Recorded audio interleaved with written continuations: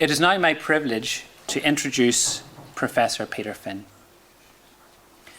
Peter's association with St Mary's University College stretches back many years. Peter began his career here as a geography lecturer before becoming principal. It is therefore fitting that after a career spent helping students find their way around the world, he eventually found his way to the principal's office. As principal, Peter has, of course, many responsibilities. Tonight, however, we have spared him the most difficult task facing any educational leader, trying to find substitute cover at short notice. Peter's commitment to service extends well beyond the world of education. In June 2017, he was conferred with the papal honour of Knight of the Pontifical Equestrian Order of St Gregory the Great by Pope Francis. That's one of the highest distinctions that can be bestowed upon a lay Catholic. The honour recognises exceptional service to the Church and to society and reflects the values of leadership, integrity and service that have characterised Peter's work throughout his career. Indeed, throughout his career, Peter has been a passionate advocate for education, for opportunity and for the role that universities and teachers play in shaping society. He has provided thoughtful and steady leadership to St Mary's during a period of significant change and challenge within higher education and the wider educational landscape. It just struck me that most geographers study changing landscapes, Peter, but you eventually found yourself managing one. Away from the college, Peter is well known for his affection for Cyprus, a country to which he returns regularly and about which he speaks with great enthusiasm.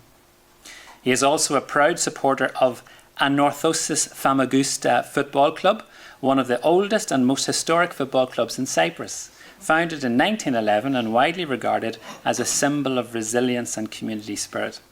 And of course, as with all dedicated football supporters, Peter remains convinced that next season will be the season. But thankfully this evening's lecture is focused on education rather than football, although I suspect if we allow Peter enough time he may yet find a way to weave both subjects together. So ladies and gentlemen, please join me in welcoming Professor Peter Finn to deliver the 2026 Vere Foster Lecture.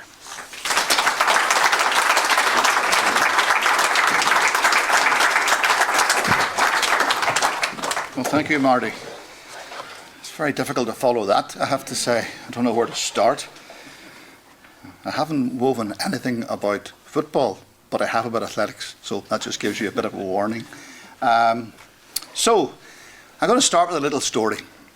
Quite a number of years ago, I travelled out to Jordanstown to a very important lecture, something like this, something special about someone special. And the lecture was about Sebastian Coe, and it was about how come Coe was world class. So a lot of people gathered in that room to hear all about Sebastian Coe's training methods, etc., etc. And his coach arrived on a podium like this, and he said, "You're all here to learn about Sebastian Coe. Well, here's how it happens. His mother and father made love. A baby was born. He had so much fast-twitch muscle fibre, he could run 400 metres in under 46 seconds. He had so much lung capacity, he could run 800 metres in certain times. Put those things together with tremendous motivation and my training methods, and he became world class." And he just walked away. And you know, for a moment when I was hearing all of this, I thought, I'm going to do that too. But unfortunately for you, this evening's lecture will not be so brief. I'm very honoured to talk in association with the INTO and in the name of its founder, Vere Foster. And I plan to address two themes in the time I have available. Firstly, what I'm describing as the era of Transform Ed. By that I mean the distinct era of time we're living in for education in this region. Not just the reforms that are underway, and there are many, but the origin of the ideas behind those reforms. The ideas have both supporters and opponents. This is a controversial matter. But I'm going to suggest there are other factors alongside the issues of Transform Ed that we have to consider, and sometimes those factors are not in tandem.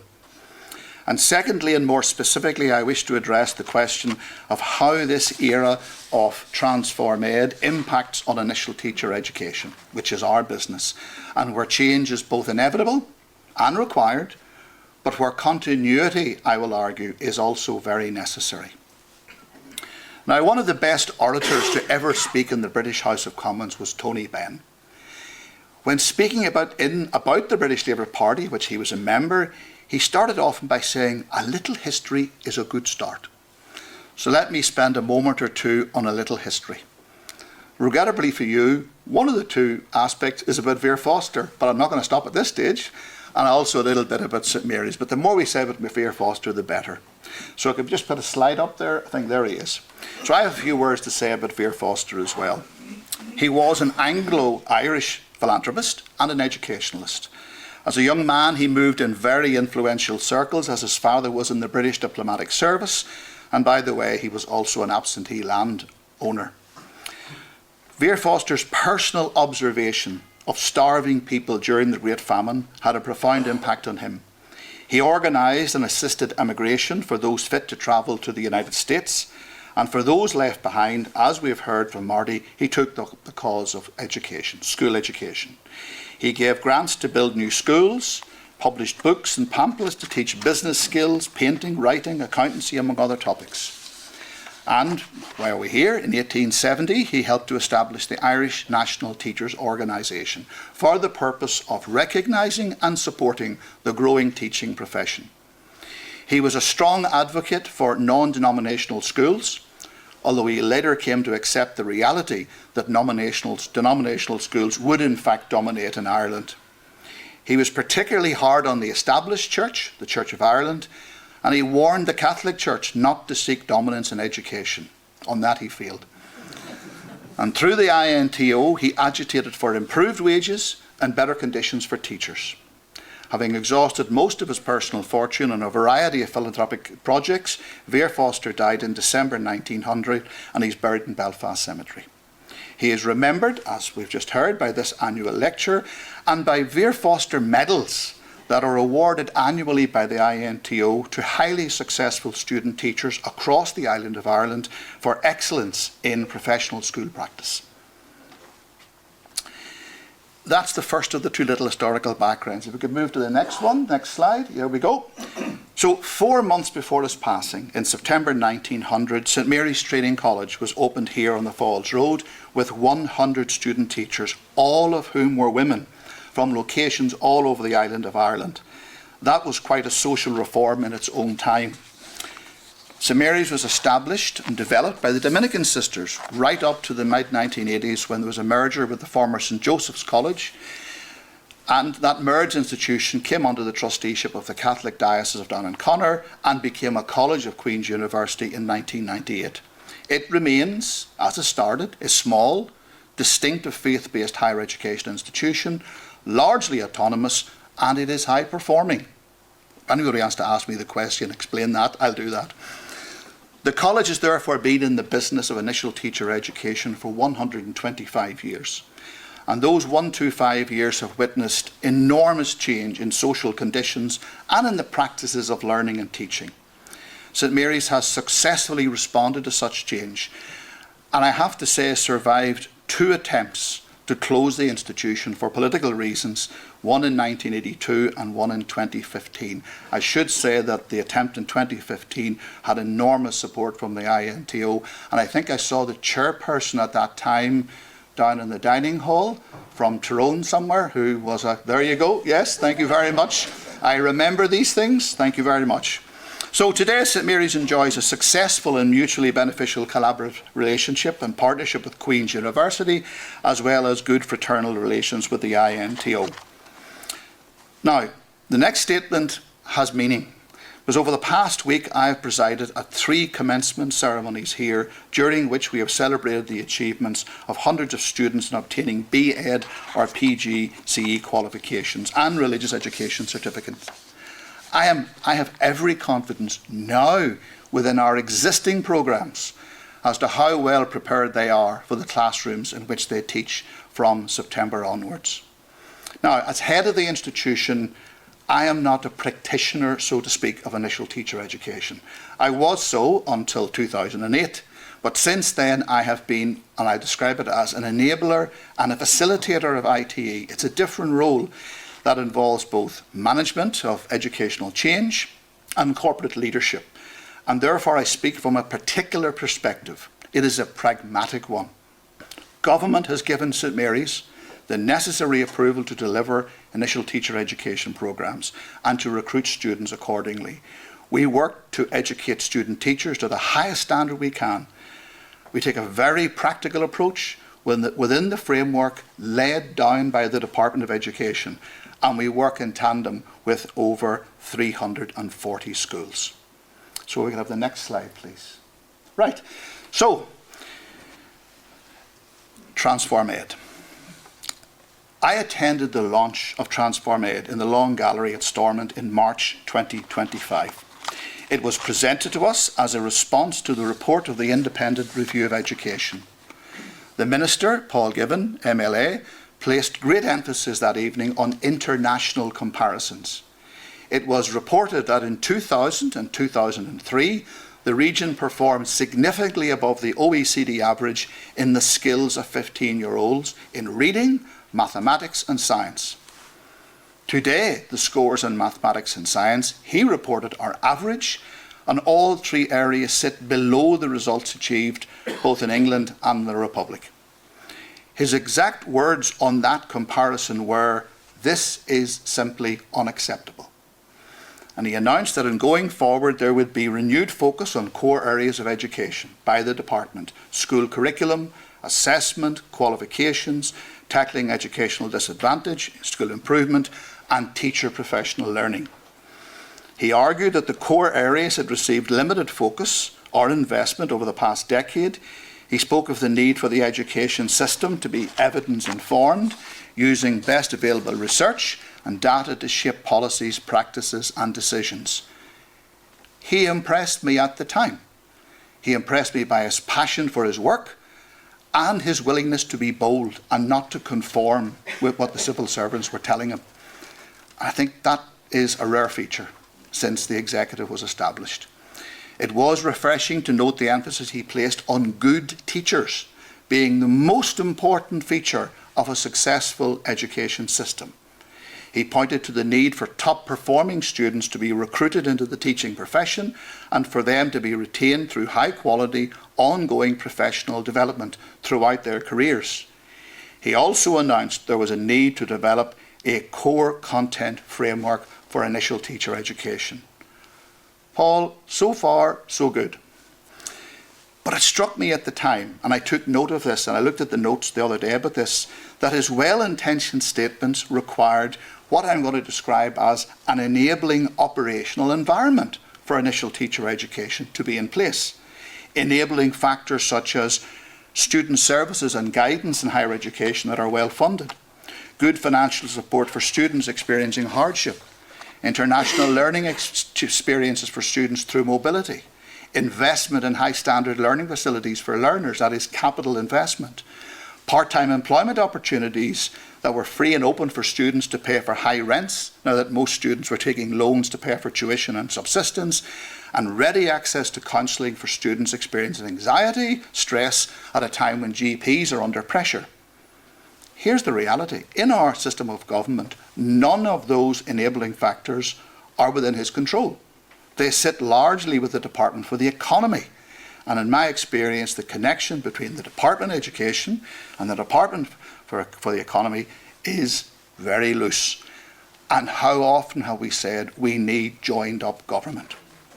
Because going into the next academic year, government funding for initial teacher education here in Northern Ireland will be the same, now listen to this, as it was 16 years ago. The teaching and learning grant we receive next year is the same as we received 16 years ago. And at the same time, and I know we have a different view on this in some cases, tuition fees have been set below the rate of inflation every year since 2012. Higher education is underfunded, and initial teacher education within higher education is underfunded accordingly. That is a well-documented fact. It is an unfortunate state of affairs that ITE providers, and by that I'm St Mary's, Stranmillis, Queen's and Ulster, face these type of financial realities as they prepare to address the challenges presented by Transform Ed and a new content framework for ITE. That's just a reality. But leave that aside for a moment. Let's take a step back and explore the origins of the educational ideas which inform Transform Ed. Now, my main source is a book entitled Reforming Lessons, Why English Schools Have Improved Since 2010 and How This Was Achieved. The authors are Nick Gibb and Robert Peel. It was published in 2026.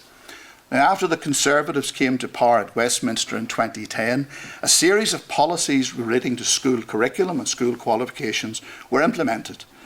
The key political actors were Secretary of State for Education Michael Gove, Minister of State in the Education Department Nick Gibb.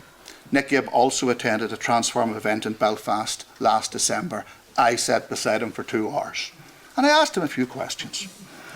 Now, a case for the imperative of teaching knowledge was made by the Conservatives and progressed together with frequent public explanations of the evidence base for this.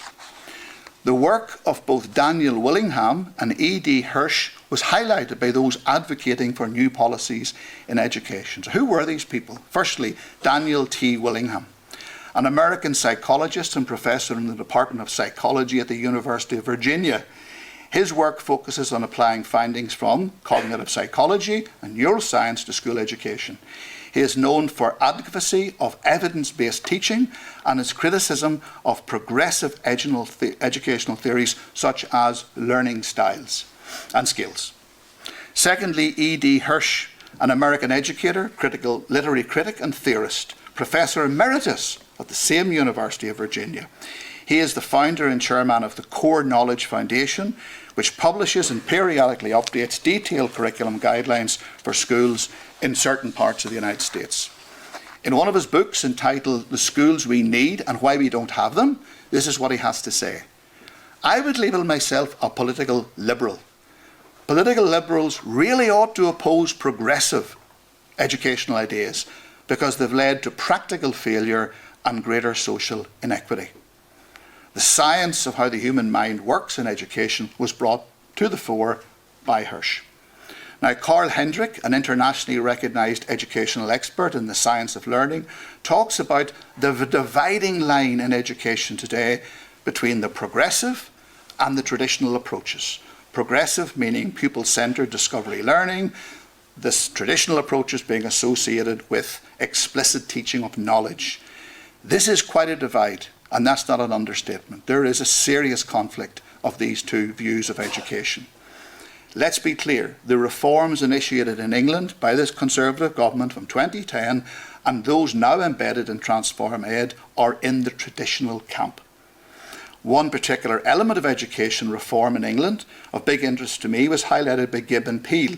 They state the following, and Gibb was behind this: government ought to break the monopoly held by universities and encourage schools to devise training routes with more practical evidence-based approaches.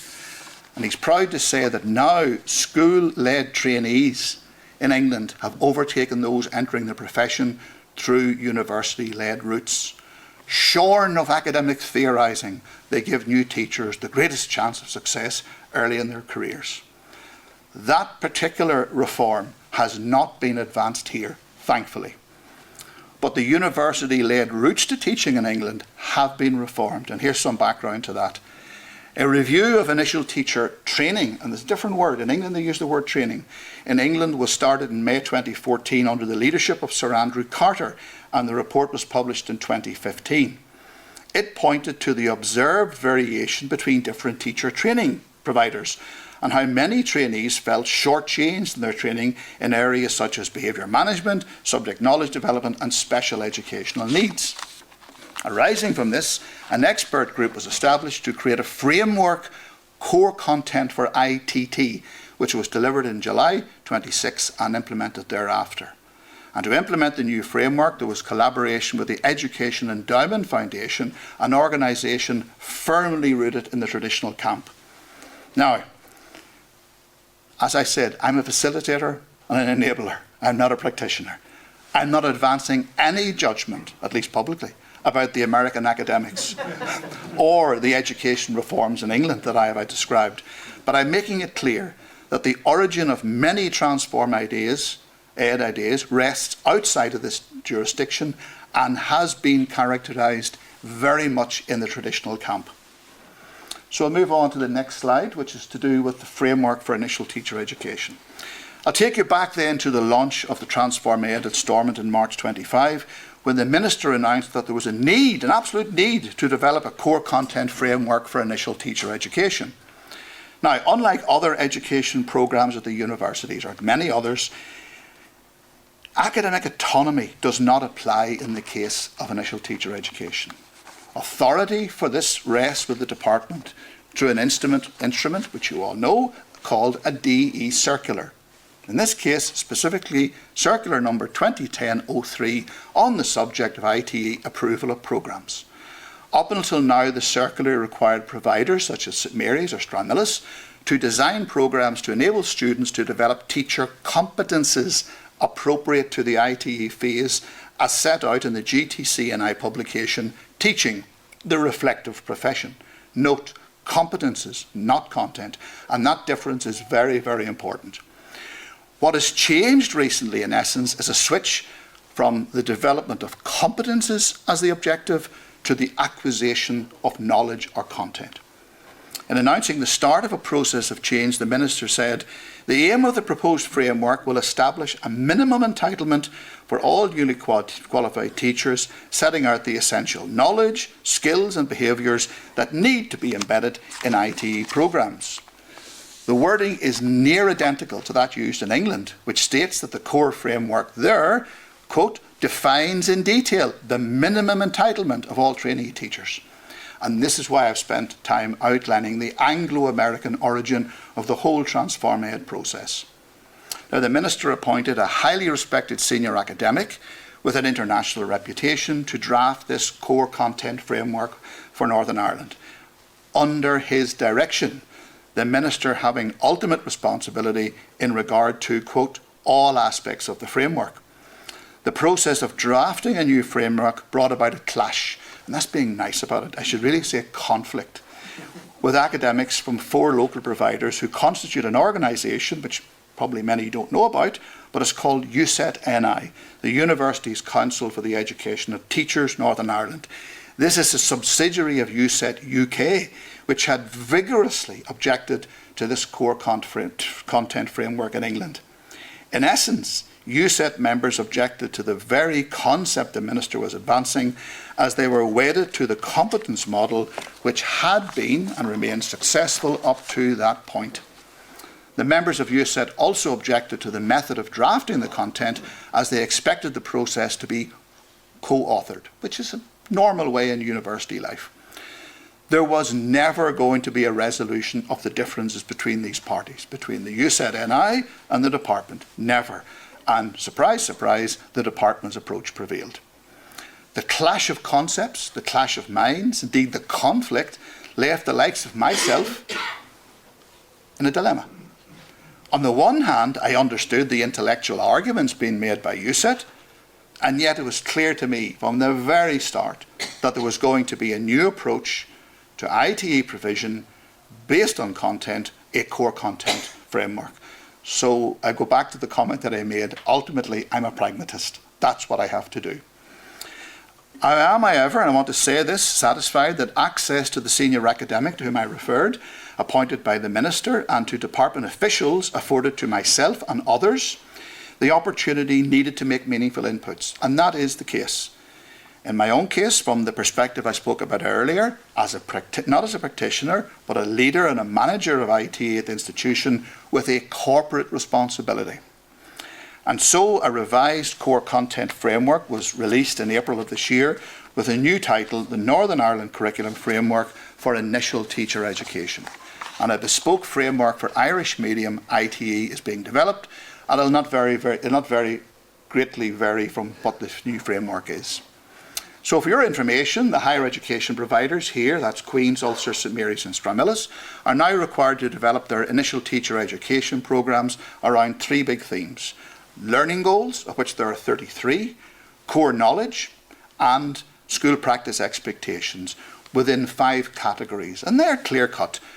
Learning and development is one, pedagogy and assessment, curriculum, classroom environment and positive behaviour, and finally the teacher as a professional. You can't argue with that. To be fair, the time frame for implementation is very reasonable. We are required to submit an implementation plan to the department by the end of October of this year and start the new programmes in September 2028. So we've been given time to do it. At that point, the programmes will be evaluated by the Education and Training Inspectors, and if deemed satisfactory, the department will approve them for accreditation purposes. Now, there will be considerable change in the curriculum for ITE for student teachers, but to be fair, I'm confident that each of the providers will rise to that challenge. As far as I'm concerned, due to this process that went on, the new ITE curriculum is a done deal. A done deal. Sound like Trump here, but that's how it is. We'll get on with it and we'll work to make sure it happens, because that's what we are required to do by the circular. If we could just move on to the 6th one, which interests me now, pedagogy. One particular element of the new framework is of particular interest to me, and I favour it. And I have to be honest, I do favour this. And that is the requirement for us to put a greater focus on pedagogy. There is little doubt that newly qualified teachers who know more about pedagogy, the greater will be their capacity for effective teaching and learning. My own view is backed up by recent research reported through the OECD from a major survey of teacher knowledge entitled "What Teachers Know About General Pedagogy." And here are 2 extracts from the report. They're a little bit long, but they're very interesting. The OECD report says, on the back of the evidence about pedagogy in teacher education, initial teacher education, for the first time, we have a global yardstick for teachers' general pedagogical knowledge. What they describe as the invisible engine that powers what happens inside classrooms every day.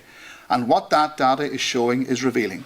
Across countries, when you plot student performance on PISA against teachers' pedagogical knowledge as measured by the Teacher Knowledge Survey, you don't get a cloud of scattered dots. You get something close to a straight line, a correlation or a regression. In the world of a messy educational debates, that kind of clarity is rare. It tells us that pedagogical knowledge is not just helpful, it is one of the most powerful system-level predictors of student learning outcomes that we have. And at St Mary's, we will take pedagogy really seriously. Secondly, a bit shorter, teachers with strong pedagogical knowledge don't just deliver lessons, they design learning. They read the room. They adjust in real time. They know when to push, when to pause, when to challenge, and when to support. So we will be an advocate of a greater emphasis of pedagogical learning in our new programmes. Slide 7, if you don't mind, on this one. Yeah, now this is something I really want to say. It's about going beyond curriculum, because there's been a huge emphasis on, in England, change the ITE curriculum, or ITT there, and you'll get real change. Or here it's about, right, we've got a new ITE framework. Wow, we're going to get better teachers. Well, surely the era of Transform Ed goes beyond a core curriculum for ITE. There's more to it than a curriculum. Curriculum is important in any educational endeavour, but I do not believe that it alone should characterise the full student experience of initial teacher education. Each of the 4 local higher education institutions provides what I'm going to describe as a rich living and learning experience for each student beyond the curriculum. Marty spoke earlier about a very good time he had at the college. You never spoke about the curriculum. You spoke about your time at the college. All of us invest heavily in this living and learning experience for student teachers, because we believe it has a huge impact on the type and quality of new teachers we collectively provide for schools. I'll speak about St Mary's, but there's a story to be told at Queen's, Ulster and Stramillis as well. Here, given our emphasis on ethos and identity, there is a strong emphasis on the development of what we call the human person. An integrated person possessing intrinsic moral agency, dignity, the capacity to reflect, to love and to choose. that will continue at St Mary's alongside the core curriculum. And you might say, well, what are you talking about? What factors are you speaking about? Well, here's a list of some of the actions and activities that we believe provide the necessary continuity of ITA experience, and we will ensure that they run parallel to whatever we're told to do, because one is being imposed, the other is what we want to do. And we have to marry those two things together. And the list I'm going to outline is not exhaustive. And you know, it's so far removed from the idea of setting down a formal curriculum and saying, you must do this. First thing, care for the teacher educators, as their disposition can make or break a curriculum. So a curriculum is there on paper, but what do the teachers or the teacher educators, staff, do with it is the critical factor. We want to recruit and retain staff who are enthusiastic, demonstrate care, demonstrate belief in the students, especially when things are not going well. That's not a curriculum matter, that's a human matter. We want and will continue to have research and research-informed teaching. We will want to have the recruitment of students who want to be teachers. And we'll have to work very hard to get the teachers, the students who really want to be teachers. We will continue with courses in religious education in depth, not in some shallow presentation. We will continue with the pastoral care we have for students. We will pay attention to what is called the Department of Economy WAP, widening access and participation. That is making the teaching profession more inclusive of those from different social backgrounds. We will promote volunteering by the student teachers.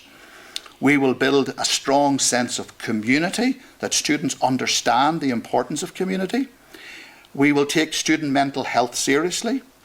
We will continue to encourage participation in sport or in drama or other clubs and societies.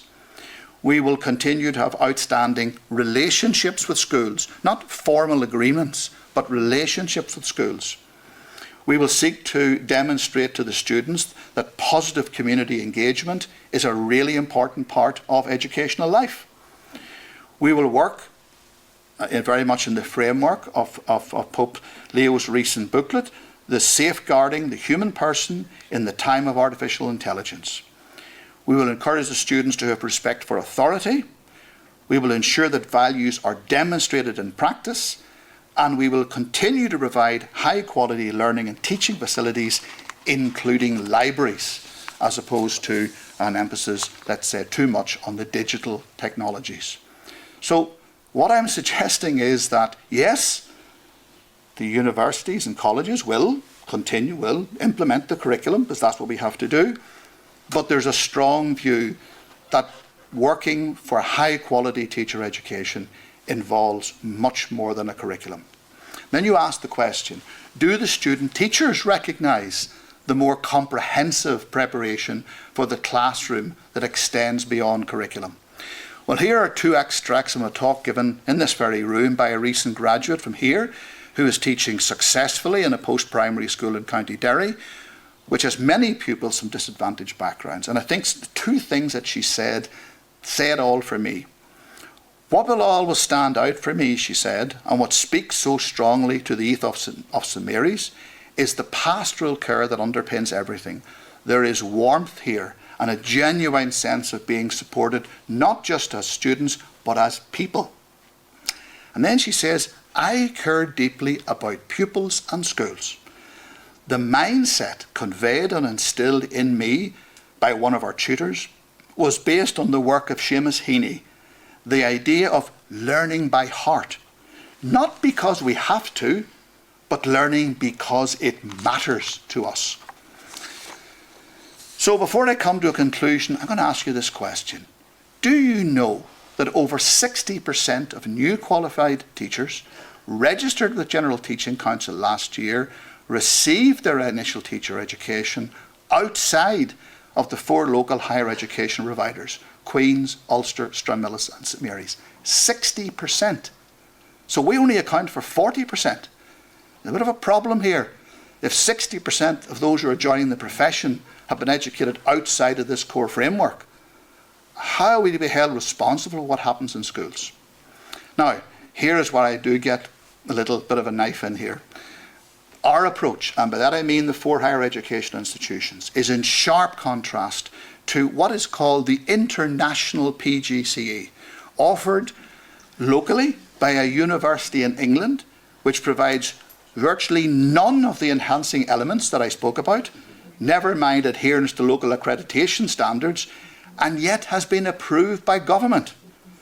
It provides a growing number of the 60% that I spoke about, and it's an issue that cannot be ignored any further. I recall the words of the minister when he spoke about something else. This is simply unacceptable, and we'll have to work on that. There's one more slide, I think, if we move on beyond curriculum to time will tell. So, leaving aside the educational debates, the traditionalists and the progressives, the question I have of the system going forward is this. In 10 years' time, will the Transform Ed reforms, including the new ITE curriculum, be more effective than what went before? And here are some questions. In schools, will children from disadvantaged backgrounds be on a better footing in terms of educational attainment? Will the Sutton Trust herald a new era of more equitable educational outcomes for the disadvantaged? Will school leavers be better prepared for the world of work and for life? Will the long tail of school leavers which characterises this system with no qualifications leaving school be eradicated? Will our new qualified teachers be better prepared for teaching? Will they continue to bring a sense of mission and vocation to their professional roles? And will the stress of excessive teacher workload be removed? Only time will tell. In a wide range of policy areas, government generally has a poor record when it comes to implementation and effectiveness in the long term. Lots of energy and commitment goes into the formulation of policy and its presentation, but invariably the necessary long-term leadership and allocation of significant and sufficient financial resources does not follow. That follows right across the board, not just education, virtually everything. Only time will tell if education here will be transformed for the better. Now let me bring you back to SEBCO. My sport was actually track and field.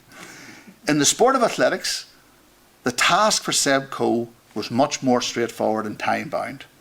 Over 800 metres, and competing, note, at a world-class level, could he align his physiological advantages, his motivation and his training regime to run a time for 800 metres between 1 minute 41 and 1 minute 42. If he could, he was a success. If he couldn't, he wasn't. Very easy in athletics. You simply measure it. But educational innovation is a very different type of race. It's a much more complex race. It takes much more time to mature, and it requires numerous enabling and facilitating factors to be in place. And I've outlined some of those. In the highly competitive world of today for our young people, which will be more competitive in the future, our children need the educational reforms to be successful. Thank you.